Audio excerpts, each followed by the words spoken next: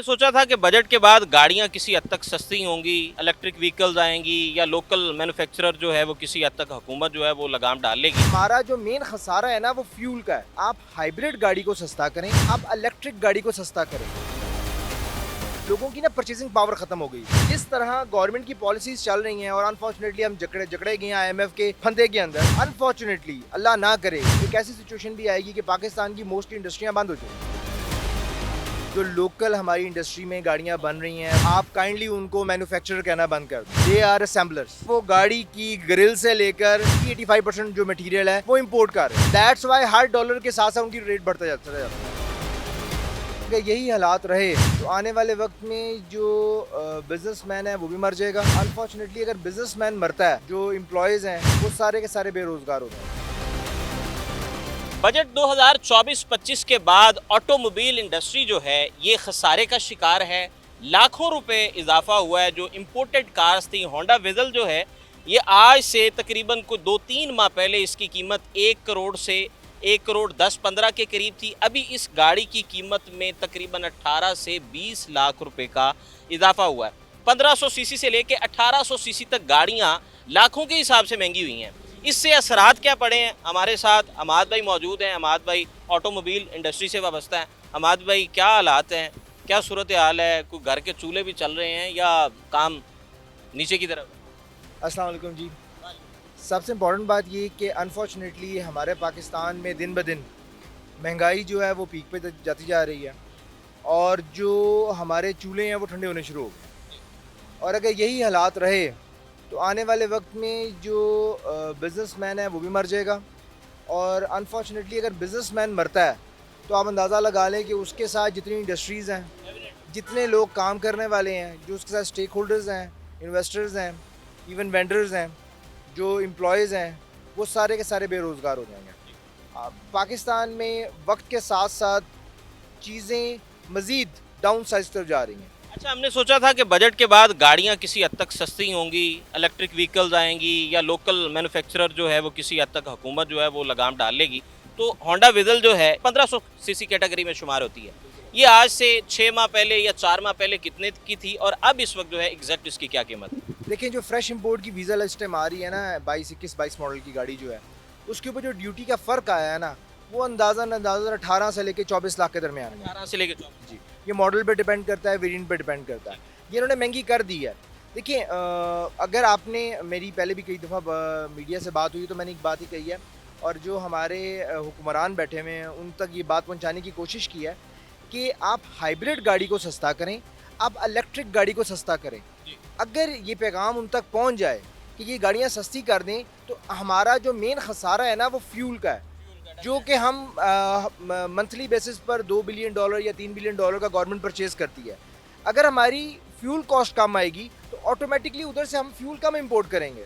जब हम फ्यूल कम इंपोर्ट करेंगे तो हमें कम पैसे बाहर देने पड़ेंगे। लेकिन साथ पैरेलल जो आपका पेट्रोल माफिया है, पेट्रोल पंप माफिया, वो इस चीज़ को आई थिंक तस्लीम नहीं करेगा। देखें, वो तो पूरे पाकिस्तान में हर सेक्टर में कार्टर बने हुए हैं, उसका तो आप कुछ भी नहीं कर सकते ना। ये देखिए, मैं और आप एज अ लेमैन है, ठीक है, मैं और आप तो रिक्वेस्ट ही कर सकते हैं ना, ठीक है।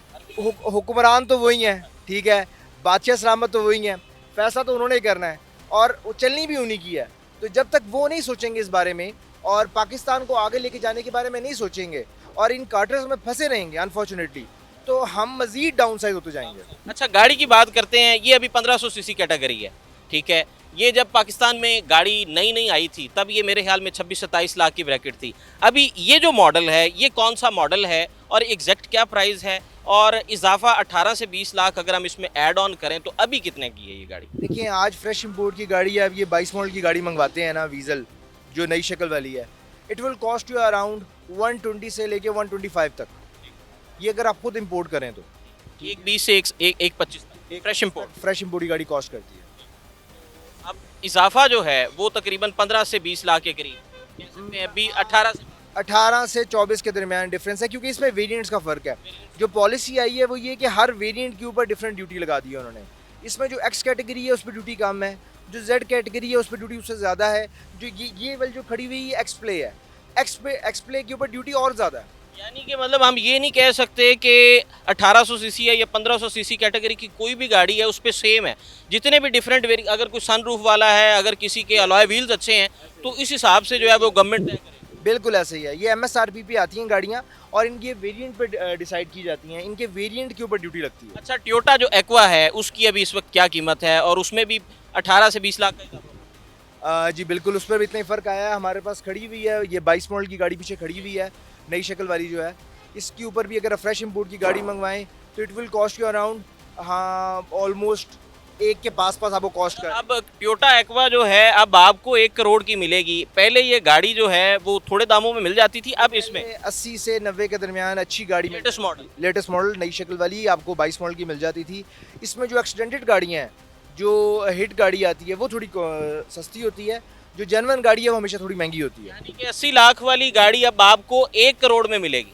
जी बिल्कुल ऐसे, बिल्कुल ऐसे ही, बिल्कुल ऐसे। अच्छा, अब हम बात कर लेते हैं लोकल मैन्युफैक्चरर की। तो जो लोकल मेड हमारी यहाँ की होंडा है, सिटी है, इसके अलावा सुजुकी की गाड़ियाँ हैं, उनका वो कहाँ स्टैंड कर रहे हैं? देखिए, पहले तो मैं आपकी सलाह करना चाहूँगा, जो लोकल हमारी इंडस्ट्री में गाड़ियाँ बन रही हैं, वो टोयोटा है, वो होंडा है, आप काइंडली उनको मैन्युफैक्चरर कहना बंद कर दें। ठीक है, ये बात दुरुस्त। दे आर असेंबलर्स, ठीक है। इट्स मीन कि वो गाड़ी की ग्रिल से लेकर, इंजन से लेकर, सस्पेंशन से लेकर, सीट से लेकर ऑलमोस्ट मोर देन 80-85% जो मटेरियल है वो इंपोर्ट कर रहे हैं। दैट्स वाई हर डॉलर के साथ साथ उनकी रेट बढ़ता चला जाता है, ठीक है। सो वो असेंबलर्स हैं। हाँ, वो मैन्युफैक्चरर होते तो बात डिफरेंट थी, फिर रेट इस तरह इंक्रीज़ ना होता। सो बात ये है कि उन्होंने अपनी प्राइसेस पहले बहुत ज़्यादा इंक्रीज़ की थी। उन्हें अंदाज़ा हुआ कि लोगों की ना परचेसिंग पावर ख़त्म हो गई है। हम भी यहाँ बैठे हुए हैं, सेल कर रहे हैं, हम भी रिटेलर ही हैं, तो हम यहाँ सेल कर रहे हैं। हमें भी अंदाज़ा है जो गाड़ी पहले पूरे महीने में अगर हम 15 से 18 यूनिट बेच रहे थे तो अब 2 से 3 यूनिट पर आ गए हैं। लोगों की परचेसिंग पावर खत्म, ये तो ह्यूज डिफरेंस पड़ गया ना। जी ऐसा ही है, लोगों की परचेसिंग पावर खत्म होती जा रही है। और जिस तरह गवर्नमेंट की पॉलिसीज़ चल रही हैं और अनफॉर्चुनेटली हम जकड़े गए हैं IMF के फंदे के अंदर, और मज़ीद हम इसको अगर परस्यू करते चले जाएंगे तो अनफॉर्चुनेटली अल्लाह ना करे एक ऐसी सिचुएशन भी आएगी कि पाकिस्तान की मोस्टली इंडस्ट्रियाँ बंद हो जाएंगी। फिर क्या आप देख रहे हैं, क्या स्पेकुलेट कर रहे हैं कि आप क्या सजेस्ट क्या करना चाहेंगे गवर्नमेंट को, क्या सजेस्ट करेंगे देखिए, बीइंग ऑटोमोबाइल एक्सपोर्ट? मैं तो इस इंडस्ट्री का एक छोटा सा, आप कह लें कि वो आटे में नमक के बराबर हूँ, लेकिन मेरी एक छोटी सी रिक्वेस्ट है अपनी जो हमारे हुक्मरान बैठे हुए हैं कि खुदाया ऑटोमोबाइल इंडस्ट्री एक बड़ा अच्छा रेवेन्यू जनरेट करके देती है गवर्नमेंट ऑफ पाकिस्तान को। फॉर गॉड सेक, इनसे इनका रोज़गार ना छीनें। देखिए, चीज़ों को सस्ता करें। जो सबसे इम्पोर्टेंट बात ये है, जो मैंने पहले भी आपसे अर्ज़ की थी, कि हाइब्रिड और इलेक्ट्रिक गाड़ी को प्रमोट करें ताकि आपके फ्यूल कॉस्ट कम पड़े आपको, ताकि आपका जो बिल आपने पे करना है, जहाँ से भी आप तेल मंगवाते हैं, वहाँ से कम फ्यूल इंपोर्ट होगा, आपकी वहाँ बचत होगी। वह जब आपकी वहाँ पर बचत होगी तो ऑटोमेटिकली हम खसारे से बाहर आना शुरू हो जाएंगे।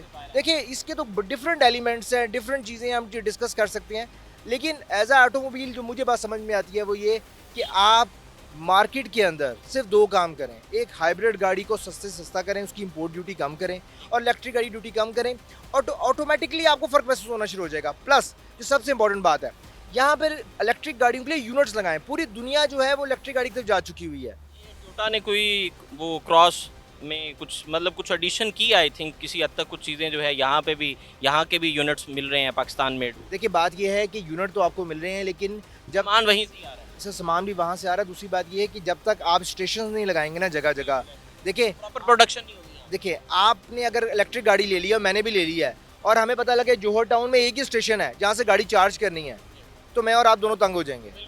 तो कम से कम यहाँ पे स्टेशन, ये गवर्नमेंट पॉलिसी बनाए, गवर्नमेंट खुद इसको इंट्रोड्यूस करे कि जी हमने अपनी फ्यूल कॉस्ट बचानी है, हमने अपने इंपोर्ट का बिल बचाना है इस चक्कर में। तो आप ये काम, जब तक वो खुद इसके अंदर आगे बढ़ के नहीं आएंगे तो इस इंडस्ट्री का मजीद सत्यानाश तो होता चला जाएगा। सत्यानाश होगा। बहुत शुक्रिया जी, अमाद भाई हमारे साथ मौजूद थे। अगर अब आपके पास करोड़ों रुपए हैं तो जनाब आप 1500 सीसी और 1800 सीसी के लेटेस्ट मॉडल ख़रीद सकते हैं। होंडा विज़ल जो है, जो किसी टाइम में पाकिस्तान में 25-26 लाख की थी, अब उसका जो लेटेस्ट मॉडल है वो जनाब अब आपको ये करोड़ प्लस में मिलेगा। अपनी राय का इजहार कमेंट सेक्शन में ज़रूर कीजिए। यहीं पर अपने मेज़बान अरसलान आज़म को इजाज़त दें। अल्लाह ने के बाद।